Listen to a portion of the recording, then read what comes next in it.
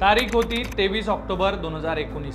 दिल्लीच्या हाय सिक्युरिटी असलेल्या तिहार जेलचे दरवाजे उघडतात। ईडीच्या कारवाईत तब्बल 50 दिवस तुरुंगात घालवल्यानंतर काँग्रेसचे संकटमोचक डी.के. शिवकुमार अखेर जामिनावर बाहेर येतात। अनेक नेत्यांच्या बाबतीत असं घडतं की तुरुंगवास म्हणजे राजकीय कारकिर्दीला ब्रेक लागतो, पण डी.के.च्या बाबतीत हे चित्र उलटं होतं। 26 ऑक्टोबरला जेव्हा डी.के. शिवकुमार दिल्लीहून बंगळुरूला विमानतळावर उतरतात, तेव्हा तिथं झालेली गर्दी पाहून दिल्लीतले बडे बडे नेते सुद्धा चक्रावून जातात।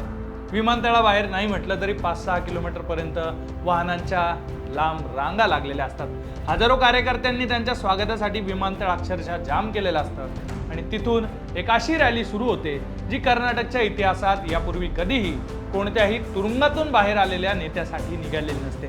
डी.के. शिवकुमार यांना ओपन ट्रकवर बसवण्यात येतं, त्यांच्यावर फुलांचा वर्षाव सुरू होतो। जेडीएसचे नेते माजी मुख्यमंत्री एच.डी. कुमारस्वामी स्वतः त्यांच्या स्वागताला येतात। त्या गर्दीत एक पत्रकार धावत्या रॅलीत त्यांना विचारतो की डी.के. सर 50 दिवस तिहार जेलमध्ये राहून आलात, भीती नाही वाटली का आणि आता पुढे काय निर्णय घेणार? त्यावर ट्रकवर उभा असलेले डी.के. शिवकुमार हातात माईक पकडतात, म्हणतात पूर्ण ताकदीनं की माझं करिअर संपलंय असं म्हणणाऱ्यांना जाऊन सांगा, मी वाकणार नाही आणि तुटणारही नाही आणि मी मरेपर्यंत काँग्रेसमध्येच राहणार। डोडाहल्ली केंपेगौडा शिवकुमार अर्थातच डी.के. शिवकुमार यांना काँग्रेसनं कर्नाटकचा मुख्यमंत्री केलाय। फार इंटरेस्टिंग स्टोरी आहे डी.के.चं राजकारण, त्यांची संपत्ती, त्यांचे प्लस पॉईंट सगळं या व्हिडिओत तुम्हाला सांगणार आहे। नमस्कार, मी सुधीर काकडे, लोकमतमध्ये तुमचं स्वागत आहे। कर्नाटकच्या राजकारणात गेल्या अनेक महिन्यांपासून पडद्याआड सुरू असलेलं सत्तानाट्य संपलंय। मुख्यमंत्री सिद्धरामय्या यांनी आपला मुख्यमंत्रीपदाचा राजीनामा दिलाय आणि या घडामोडींनंतर काँग्रेसचे संकटमोचक प्रदेशाध्यक्ष डी.के. शिवकुमार हे कर्नाटकचे नवे मुख्यमंत्री होणार असल्याचं निश्चित झालेलं आहे। पण आज मुख्यमंत्री होत असलेल्या डी.के. शिवकुमार यांना ओळखलं जातं ते त्यांच्या राजकारणाच्या खास स्टाईलसाठी, त्यांच्या अमाप संपत्तीसाठी आणि महाराष्ट्राच्या राजकारणाशी असलेल्या त्यांच्या कनेक्शनसाठी।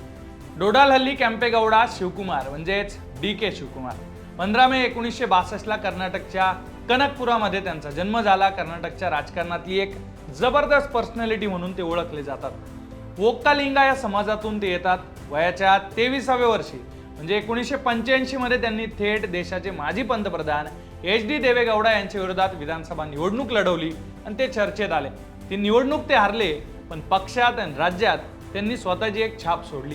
त्यानंतर 1989 मध्ये ते पहिल्यांदा आमदार झाले आणि तेव्हापासून आतापर्यंत सलग 8 वेळा निवडून येत त्यांनी आपला करिश्मा दाखवून दिलेला आहे। देशातल्या श्रीमंत नेत्यांपैकी डी.के. शिवकुमार एक आहेत। डी.के. शिवकुमार हे फक्त राजकीय दृष्ट्या बलाढ्य नाही आहेत, तर देशातल्या सगळ्यात श्रीमंत नेत्यांच्या यादीत त्यांचं नाव वरती आहे। 2023च्या कर्नाटक विधानसभा निवडणुकीत त्यांनी निवडणूक आयोगाला दिलेल्या प्रतिज्ञापत्रानुसार त्यांची संपत्ती ही 1413 कोटी रुपये एवढी आहे। विशेष म्हणजे एवढी अफाट संपत्ती असून सुद्धा त्यांच्या नावावर मात्र फक्त एक टोयोटा कॉलिस नावाची गाडी आहे। पण दुसरीकडे त्यांच्याकडे रोलेक्स, हुब्लोट यासारख्या महागडे घड्याळ, त्याचबरोबर सोनं, चांदी अशी मोठी मालमत्ता आहे। त्यांच्यावर जवळपास 265 कोटी रुपयांचं कर्ज सुद्धा आहे। शिक्षण संस्था, रिअल इस्टेट आणि वेगवेगळ्या व्यावसायिक गुंतवणुकीमधून त्यांनी हे साम्राज्य उभं केल्याची माहिती आहे। देशात जेव्हा जेव्हा निवडणुका येतात, सत्ता स्थापनेचा थरारक घटनाक्रम सुरू होतो, तेव्हा तेव्हा डी.के.च्या रिसॉर्ट पॉलिटिक्सची खास चर्चा असते।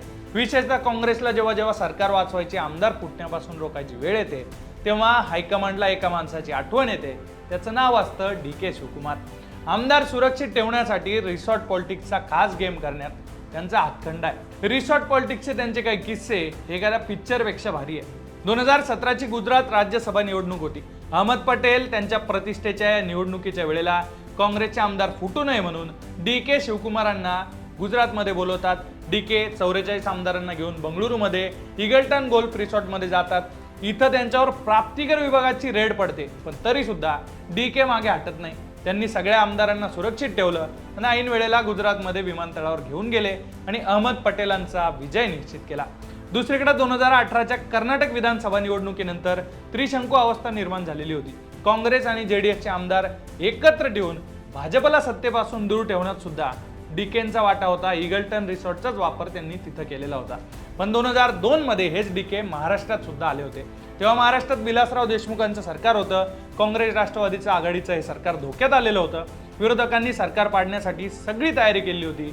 अपक्ष आमदारांची पळवापळवी सुरू झालेली होती. विलासराव देशमुखांनी मदतीसाठी फोन केला कर्नाटकचे मुख्यमंत्री एस.एम. कृष्णा यांना. एस.एम. कृष्णा यांनी त्यांचा खास माणूस पाठवला, अर्थातच डी.के. शिवकुमार. त्यांच्यावर काम सोपवलं. डी.के. शिवकुमार महाराष्ट्रात आले. त्यांनी काँग्रेस, राष्ट्रवादी आणि मित्र पक्षांचे जवळपास 71 आमदार बसमध्ये बसवले आणि थेट बंगळुरूच्या वेशीवर नेऊन बस थांबवली. तिथं गोल्डन पाम नावाच्या रिसॉर्टमध्ये तब्बल 1 आठवडा या सगळ्या आमदारांना कडक बंदोबस्तात ठेवलं. आमदारांचे फोन बाजूला ठेवण्यात आले. बाहेरच्या जगाशी त्यांचा सगळा कनेक्शन, संपर्क तोडण्यात आला आणि त्यांची व्यवस्थित काळजी घेतली गेली. विश्वासदर्शक ठरावाच्या दिवशी म्हणजे 13 जून 2002ला डी.के. स्वतः सगळ्या आमदारांना घेऊन मुंबईत येतात आणि थेट विधान भवनात घेऊन जातात. विलासराव देशमुख बहुमतानं जिंकतात आणि सरकार वाचतं. या घटनेनं डी.के. शिवकुमार गांधी कुटुंबाच्या आणखी जवळ जातात. 2020 मध्ये जेव्हा काँग्रेस कर्नाटकात बॅकफुटवर होती तेव्हा डी.के. शिवकुमार यांच्याकडे प्रदेशाध्यक्षपद देण्यात आलं. त्यांच्याकडे खास संघटन कौशल्य आहे, बूथ लेवलचं मॅनेजमेंट आहे आणि सगळ्यात महत्त्वाचं म्हणजे पक्ष चालवण्यासाठी लागणारं मनी आणि मसल पॉवर आहे. 2023च्या कर्नाटकच्या निवडणुकीत काँग्रेसला 135 जागा मिळवून देण्यात त्यामुळे त्यांचा मोठा वाटा आहे. एकूणच ईडी, सीबीआय आणि आयटी अशा अनेक कारवाया, 2019 मधली 50 दिवसांची तुरुंगवारी आणि त्यानंतर सुद्धा डी.के. हे पक्षाशी एकनिष्ठ राहतात. त्यामुळे 2.5 वर्षांच्या सत्तावाटपाच्या फॉर्म्युलानुसार आज 28 मे 2026ला सिद्धरामय्या मुख्यमंत्री पदावरून खाली उतरतात आणि डी.के.चं नाव मुख्यमंत्री पदासाठी फायनल होतं. तर अशी ही सगळी डी.के. शिवकुमारांची पॉलिटिकल जर्नी होती. ही स्टोरी तुम्हाला कशी वाटली त्याबद्दलच्या तुमच्या प्रतिक्रिया कमेंट बॉक्समध्ये नक्की लिहा आणि अशाच इंटरेस्टिंग व्हिडिओसाठी तुम्ही लोकमत पाहत राहा.